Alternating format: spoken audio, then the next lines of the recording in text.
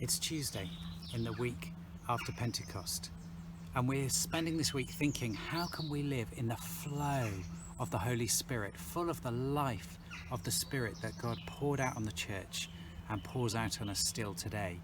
Yesterday we were by the weir, by the river, thinking about the important first step, which is to get thirsty for the Spirit. Today we're in a more peaceful surroundings in a garden, thinking about what it means to be filled with the Spirit. And to help us do that, I want to just look at a few common reasons that stop us, where there are things that hold us back from experiencing the fullness of God's Spirit. The first is perhaps that we just haven't heard much about the Holy Spirit. This happened right from the start in Acts chapter 19. Paul and Apollos were in Corinth. They took the interior road through to Ephesus in modern-day Turkey. And there they found some disciples and said, "Did you receive the Holy Spirit when you believed?" They answered, "No, we have not even heard that there is a Holy Spirit."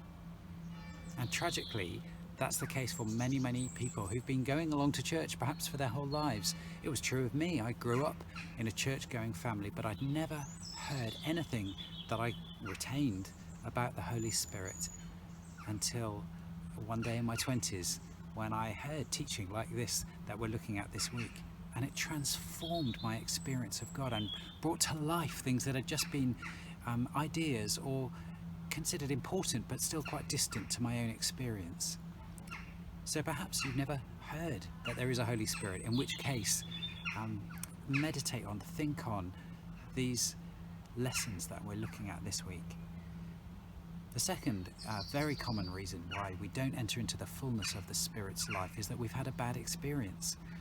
I meet lots of people who've had bad experience of church, very few who've had a bad experience of God himself.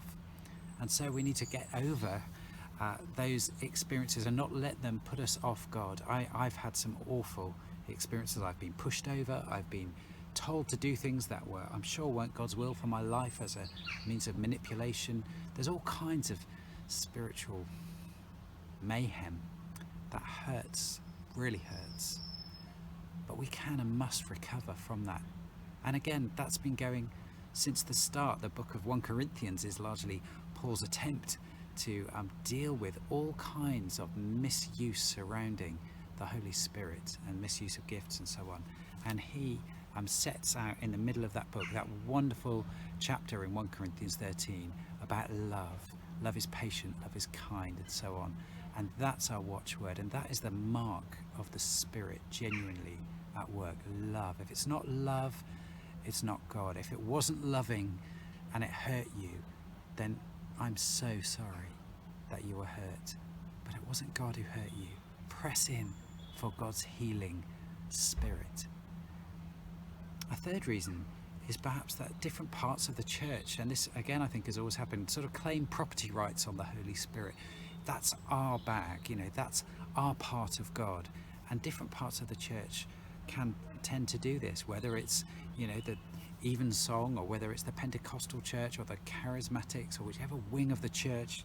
If you haven't heard the labels, then good for you, don't bother looking them up. And that can make us feel either excluded, as if the Spirit is not something that somehow for us belongs to another part of the church and it's owned by them. Or it can make us feel even worse, that, well, I know all about this, I'm an expert on the Spirit. It's crazy, this kind of thinking, because the Holy Spirit, this is God we're talking about. How can anyone have property rights on God? How can anyone think, I know all there is about that, I'm an expert on God? Be a bit like a travel agent on Marlow High Street that was expert on Greece. And was used to sending people off to Greece, thinking that somehow they owned the country of Greece, or feeling jealous if anyone went to Greece except through them. But we can be like that with the Spirit. We need to grow up and understand that the Spirit is God himself. He doesn't belong to anyone. No, as Jesus said to Nicodemus, the wind blows wherever it pleases. You hear its sound, but you cannot tell where it comes from or where it is going. So it is with everyone born of the Spirit. One final thing that can stop us, we've looked at maybe we've never heard of the Spirit, maybe we've had a bad experience, maybe other Christians and had made us feel like this either is not something for us or something that we already know so much about. But I think the final barrier for many of us is fear. It's scary to open ourselves up to something powerful, uncontrollable, bigger than us. We're scared of losing control. We're scared of wondering what might happen.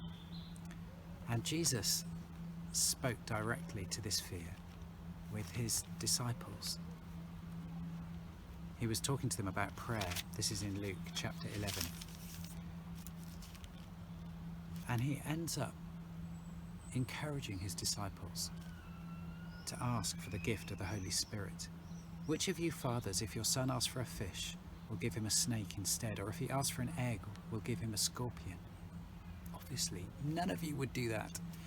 Well, if you then, though you're evil, God says, know how to give good gifts to your children, how much more will your Father in heaven give the Holy Spirit to those who ask him?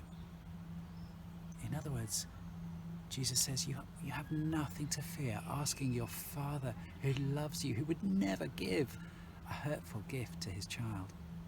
If you ask for the gift of the Spirit, he will give it. So to open ourselves to the Spirit is to trust. Is to trust our Heavenly Father to give us the gift that the Son promised and to open our hearts to him. It really is as simple as that. It takes courage and it takes time. It's not something that can be rushed. In this instant society, we open ourselves to God, and if nothing's happened in 3 minutes, well, there must be something wrong. No. Nothing worthwhile ever happens instantly. And there is nothing more worthwhile than being filled to overflowing with the Holy Spirit. Think of filling a swimming pool with a hose pipe. Sometimes God's Spirit does come in with a flood and a rush, but most of the time it's more relational than that. It's a question of us trusting ourselves, perhaps as we might lie in a hammock, to rest in God's presence and to wait on him. And as we do that and form a habit in our lives of waiting on God and praying for his Spirit to come, he will. And so, with all our defences down and our fears and our bad experiences put behind us and our ignorance opened up to God, we can become vessels of his Holy Spirit. And that's where the fun really starts, as we will be seeing tomorrow. But for now, let's rest and pray and wait on God.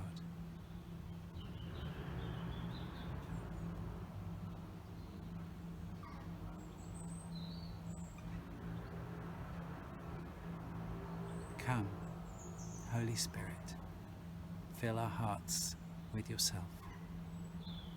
We were made for you. Reveal yourself.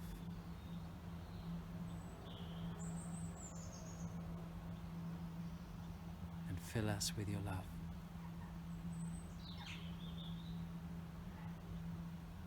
Amen.